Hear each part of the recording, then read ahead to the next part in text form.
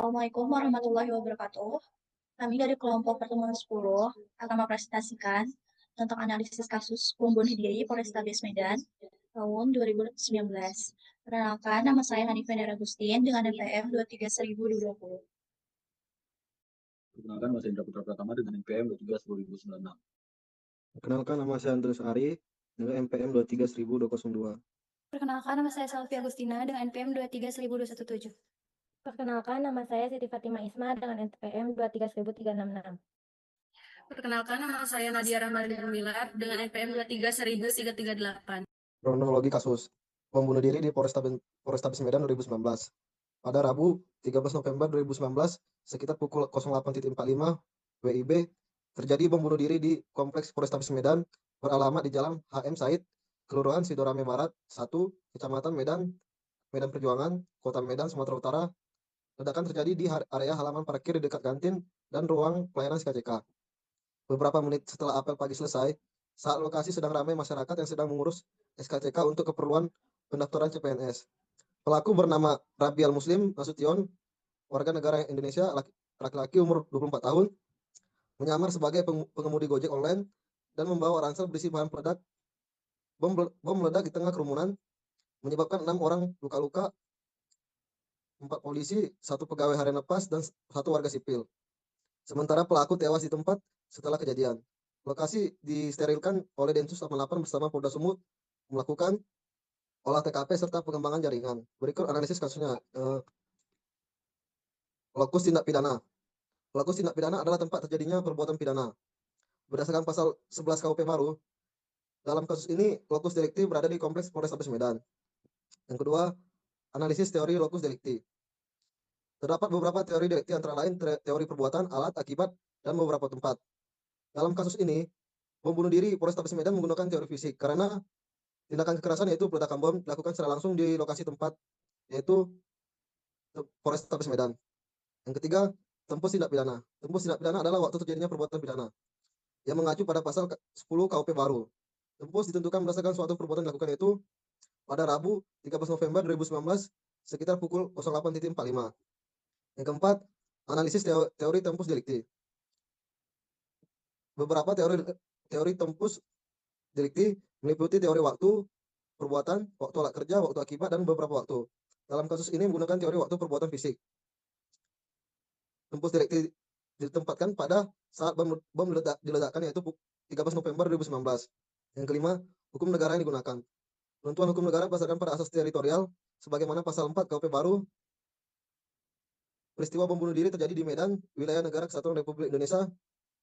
Yang keenam, dasar hukum yang dipakai.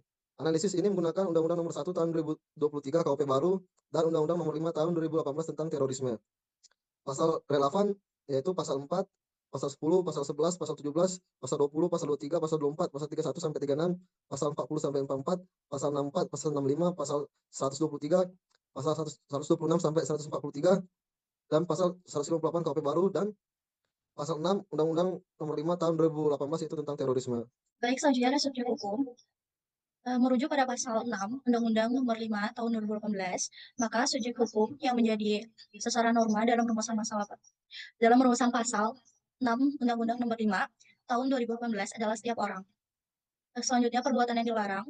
Merujuk pada pasal 6 Undang-Undang Nomor 5 Tahun 2018, maka perbuatan yang dilarang dalam rumusan pasal 6 Undang-Undang Nomor 5 Tahun 2018, perbuatan kekerasan atau ancaman teror yang menimbulkan ketakutan massal, korban massal, atau perusakan objek vital. Selanjutnya ada waktu atau lama hukumannya. Merujuk pada pasal 6 Undang-Undang Nomor 5 Tahun 2018, maka lama waktu hukuman dalam rumusan pasal 6 Undang-Undang Nomor 5 Tahun 2018 yaitu pidana penjara paling singkat 5 tahun dan paling lama 20 tahun. Selanjutnya jenis hukuman pidananya. Merujuk pada pasal 6 Undang-Undang Nomor 5 Tahun 2018, maka jenis hukuman dalam rumusan pasal 6 Undang-Undang Nomor 5 Tahun 2018 adalah pidana penjara seumur hidup, atau pidana mati. Selanjutnya jenis sanksi pidana pokok dan sanksi pidana tambahan berdasarkan hukuman yang digunakan. Merujuk pada pasal 6 Undang-Undang Nomor 5 Tahun 2018 adalah sanksi pidana pokok.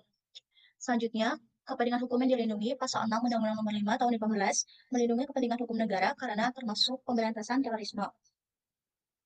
Baik, hukum pidana formil atau material. Terhadap perbuatan yang dilakukan terduga pelaku digunakan pasal 6 Undang-Undang Nomor 5 Tahun 2018 sebagai pasal tindak pidana yang diduga dilanggar oleh terduga pelaku. Merujuk pada pasal 6 Undang-Undang Nomor 5 Tahun 2018, maka dalam analisis kasus ini hukum pidana yang digunakan adalah hukum pidana material karena KUHP baru merupakan aturan hukum yang berisi tentang tindak pidana. Yang selanjutnya hukum pidana umum atau hukum pidana khusus.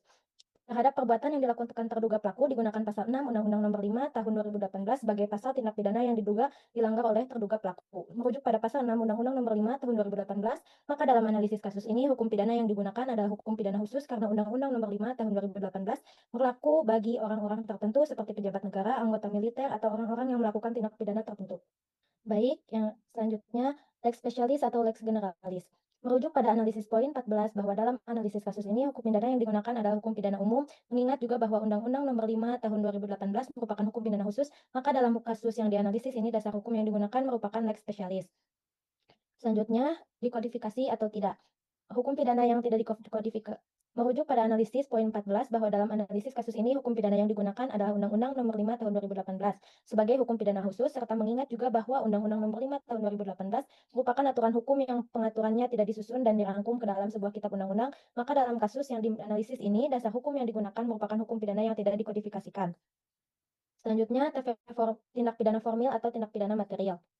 Terhadap perbuatan yang diduga dilakukan oleh terduga pelaku digunakan pasal 6 Undang-Undang Nomor 5 Tahun 2018 sebagai pasal tindak pidana yang diduga dilanggar oleh terduga pelaku. Merujuk pada pasal 6 Undang-Undang Nomor 5 Tahun 2018, pasal 6 Undang-Undang Nomor 5 Tahun 2018 merupakan pasal yang norma larangannya menitik beratkan pada akibat yang dilanggar untuk dilakukan dalam pasal 6 Undang-Undang Nomor 5 Tahun 2018 adalah perbuatan yang dengan sengaja menggunakan kekerasan atau ancaman kekerasan yang menimbulkan suasana teror atau rasa takut terhadap orang secara meluas, menimbulkan korban yang bersifat massal dengan cara merampas kemerdekaan atau hilangnya nyawa dan harta benda orang lain, atau mengakibatkan kerusakan atau kehancuran terhadap objek vital yang strategis, lingkungan hidup, atau fasilitas publik atau fasilitas internasional. Maka pasal 6 Undang-Undang Nomor 5 Tahun 2018 merupakan pasal yang masuk ke dalam kelompok tindak pidana material. Selanjutnya ada tindak pidana dolus atau culpa. Salah satu syarat dapat dipertanggungjawabkannya seseorang dalam hukum pidana adalah adanya kesalahan. Kesalahan ditandai dengan adanya kesengajaan dan kealpaan.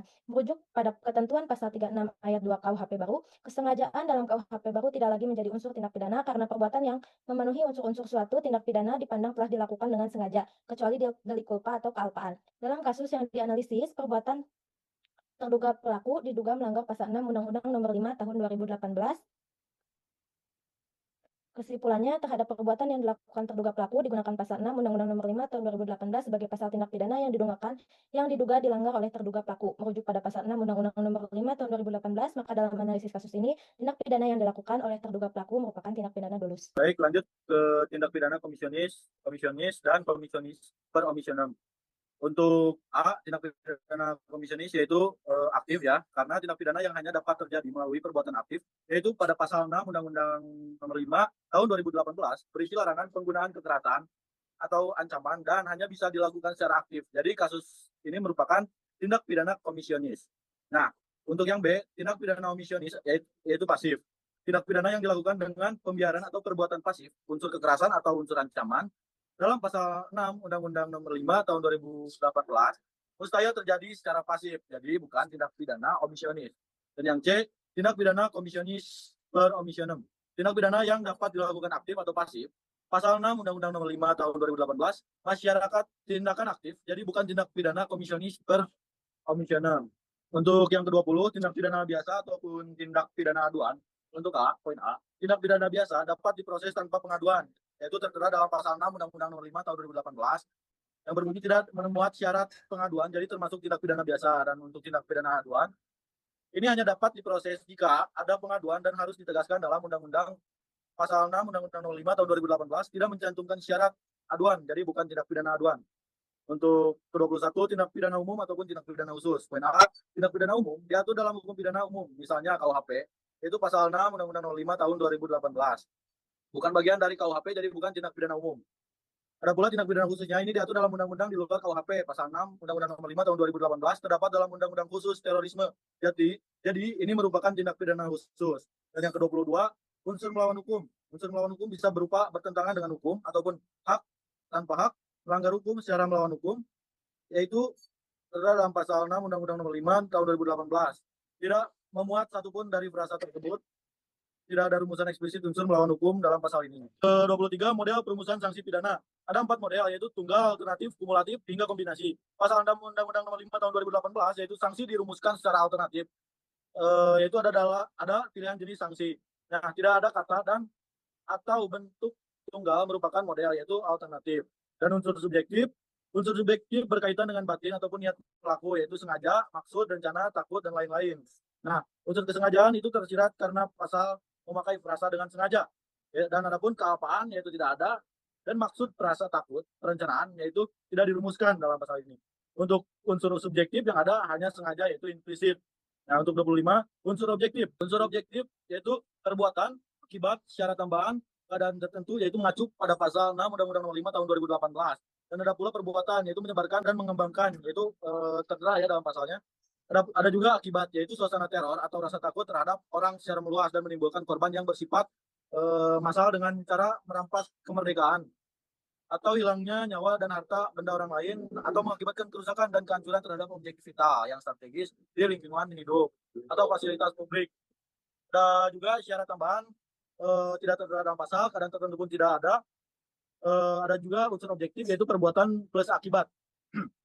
Nah, pelaku tindak pidana dari kronologi, pelaku adalah Rabial Muslim Nasution, yaitu warga negara Indonesia yang berusia 24 tahun. Baik, nomor 27, terpenuhi atau tidak terpenuhi unsur tindak pidana.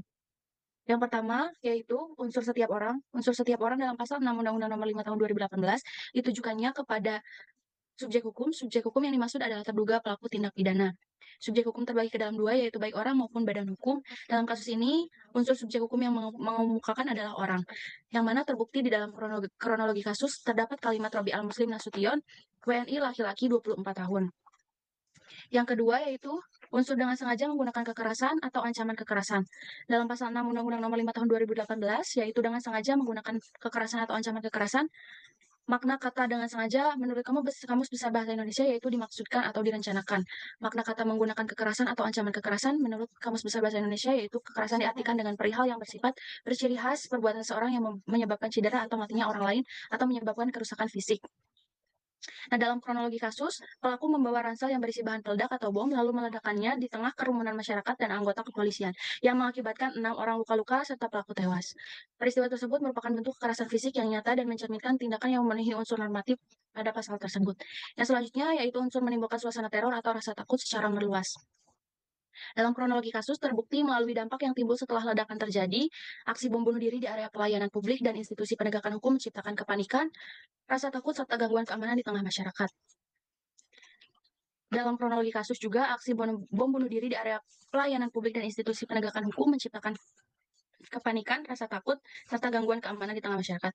Yang selanjutnya, unsur menimbulkan korban yang bersifat massal. Dalam kasus ini, kronologi mencatat adanya 6 korban luka, terdiri dari 4 anggota kepolisian, 1 pegawai, dan 1 warga sipil, serta pelaku yang meninggal dunia akibat ledakan tersebut.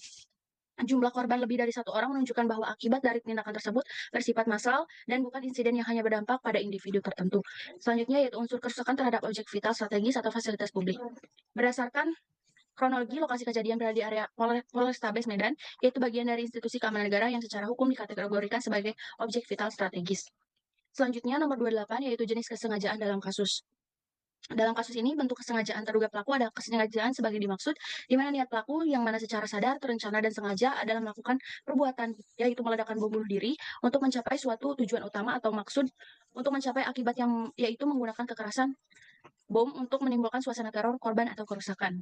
Selanjutnya, nomor 29, dapat tidaknya terduga pelaku dipertanggungjawabkan.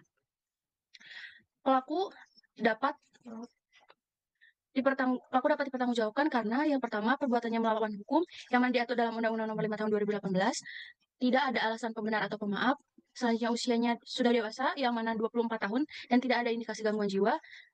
Selanjutnya, unsur kesalahan terpenuhi yaitu mampu bertanggung jawab dan ada kesengajaan. Selanjutnya, nomor 30, jenis sanksi pidana pokok dan atau pidana tambahannya berpotensi diterima terduga pelaku. berdasarkan pasal 64 dan 65 KUHP baru serta merujuk pada pasal 6 Undang-Undang Nomor 5 Tahun 2018 yang dalam rumusannya tertulis dipidana dengan pidana penjara paling singkat 5 tahun dan paling lama 20 tahun, pidana penjara seumur hidup atau pidana mati. Maka dapat disimpulkan bahwa jenis sanksi pidana dalam rumusan pasal 6 Undang-Undang Nomor 5 Tahun 2018 merupakan jenis pidana pokok. Nomor 31, lama pidana yang berpotensi diterima yaitu ancaman pidana untuk pelaku yang mana yaitu minimal 5 tahun dan maksimal 20 tahun seumur hidup atau pidana mati. Selanjutnya, nomor 32, kepolisian yang berwenang menerima laporan atau aduan kasus. Yaitu laporan dilakukan di Polda Sumatera Utara karena sifat kejahatan terorisme membutuhkan kewenangan tingkat provinsi dengan penanganan lanjut oleh Densus 88 dan TKP berada di wilayah hukum Polrestabes Medan. Nomor 33, pengadilan yang berwenang mengadili, yaitu kasus diadili di pengadilan negeri Medan sebagai pengadilan yang berwenang berdasarkan lokasi perbuatan dan analisis unsur pidananya. Baik, selanjutnya poin 34, yaitu ada TP percobaan dan TP selesai berdasarkan pasal 17 ayat 1 yang rumusannya menyebutkan unsur-unsur dari percobaan tindak pidana, yaitu niat pelaku telah nyata adanya permulaan pelaksanaan dari tindak pidana yang dituju, pelaksanaannya tidak selesai, tidak mencapai hasil atau tidak menimbulkan akibat yang dilarang, bukan karena semata-mata atas kehendaknya sendiri. Nah, maka dalam kasus ini yang dianalisis perbuatan yang dilakukan oleh terduga pelaku tidak memenuhi unsur TP percobaan karena perbuatan dilakukan oleh terduga pelaku telah selesai. Selanjutnya, poin 35 yaitu penyertaan. Dalam kasus ini tidak terdapat penyertaan dalam kasus yang dianalisis karena dalam kronologi kasus tidak disebutkan adanya keterlibatan pihak lain terkait perbuatan yang dengan sengaja menggunakan kekerasan atau ancaman kekerasan yang menimbulkan suasana teror atau rasa takut terhadap orang lain secara meluas, menimbulkan korban yang bersifat massal dengan cara merampas kemerdekaan atau hilangnya nyawa dan harta benda orang lain, atau mengakibatkan kerusakan atau kehancuran terhadap objek vital yang strategis, lingkungan hidup, dan fasilitas publik dan atau fasilitas internasional. Terduga pelaku melakukan sendiri perbuatan yang diduga melanggar pasal 6 Undang-Undang Nomor 5 Tahun 2018. Terduga pelaku tidak disuruh orang lain, tidak menyuruh, tidak dianjurkan oleh orang lain, tidak menganjurkan, tidak dibantu oleh orang lain, dan tidak membantu orang lain untuk melakukan orasi ajakan menganut paham komunis. Dapat disimpulkan dalam kasus ini tidak terdapat penyertaan. Selanjutnya, poin 36 yaitu residif atau pengulangan. Berdasarkan pasal 23 KUHP baru serta mengingat kronologi kasus, maka dalam kasus ini tidak terdapat residif atau pengulangan tindak pidana. Selanjutnya ada poin 37 yaitu konkursus. Berdasarkan pasal 123 sampai 131 KUHP baru serta mengingat kronologi kasus, maka dalam kasus yang dianalisis tidak terdapat konkursus. Selanjutnya ada poin 38 yaitu alasan gugurnya kewenangan menuntut berdasarkan pasal 132 sampai 139 KUHP baru serta mengingat kronologi kasus, maka dalam kasus yang dianalisis tidak terdapat alasan gugurnya kewenangan menuntut. Selanjutnya poin 39 alasan gugurnya kewenangan pelaksanaan pidana berdasarkan pasal 140 sampai 143 KUHP baru serta mengingat kronologi kasus, maka dalam kasus di atas tidak terdapat alasan gugurnya kewenangan pelaksanaan pidana.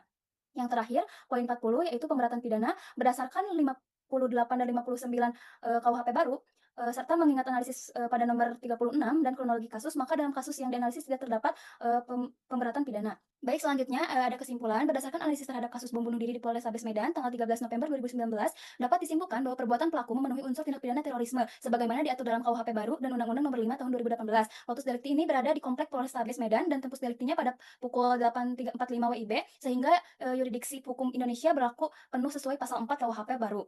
Pelaku bertindak dengan kesengajaan sebagai maksud yaitu secara sadar dan terencana menggunakan kekerasan untuk menimbulkan teror serta korban. Unsur pertanggungjawaban pidana terpenuhi karena pelaku berusia dewasa, tidak terdapat alasan pemaaf dan perbuatan yang dilakukan jelas bersifat melawan hukum.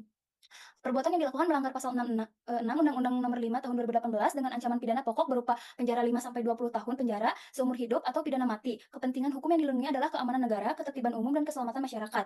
Secara keseluruhan, kombinasi analisis tentang kesengajaan, locus tempus, dasar hukum, jenis pidana dan pertanggungjawaban menunjukkan bahwa negara memiliki dasar hukum yang kuat untuk menyidik, menuntut dan mengadili pelaku tindak pidana terorisme dengan kerangka hukum positif Indonesia.